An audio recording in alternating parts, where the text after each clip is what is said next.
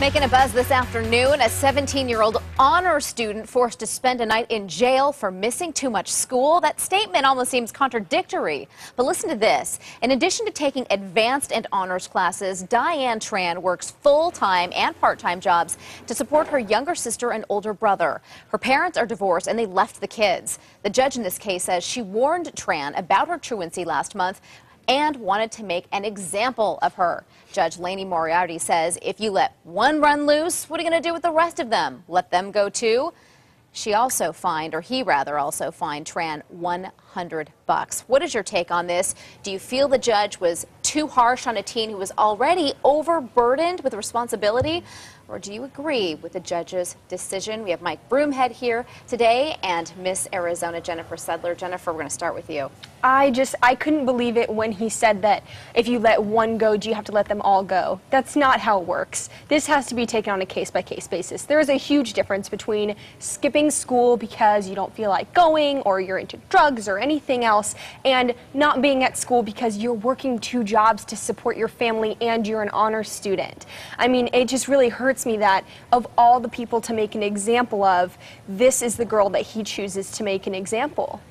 And she is an example. She's a great example. I mean, she's working two jobs. She's working two jobs to support her family, and they fine her $100. Now that's pure genius. We should make an example of the judge. The judge should be made an example of. It's insane. Okay, she spent a night in jail last Wednesday, right? Already struggling financially. She's trying to support her siblings and that $100 fine.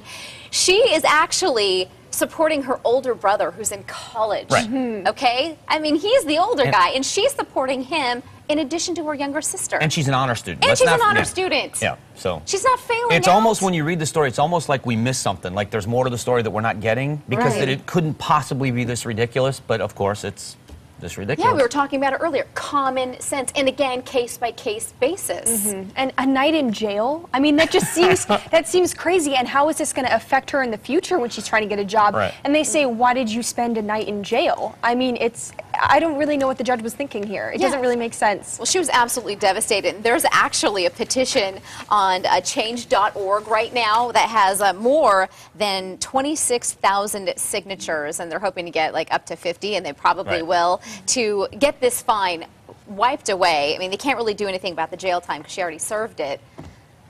But oh my goodness, the spotlight is on the judge right now. This is what every parent or everyone would hope their child would aspire to be. She works hard, she's an honor student, supporting her family, doing the right things. To be punished for it.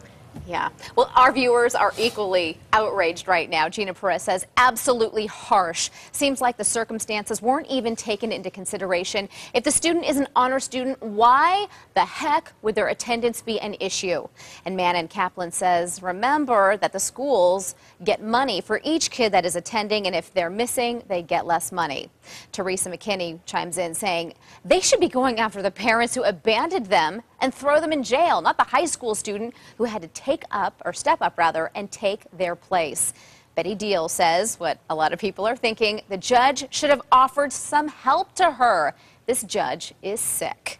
Where was someone to say, where were school administrators, where were social workers, anybody to say, okay, look, you're obviously in way over your head. What can we do to help you so that you can get to school on time? How about asking them, how do you do your schoolwork and work two jobs? Why not be an example to the other students in the school that aren't making the grade? This is an honor student that's working two jobs to support her family. It's just silly. This judge just needs to go. Somebody needs to figure out how to get rid of this judge. It is mind-blowing, absolutely.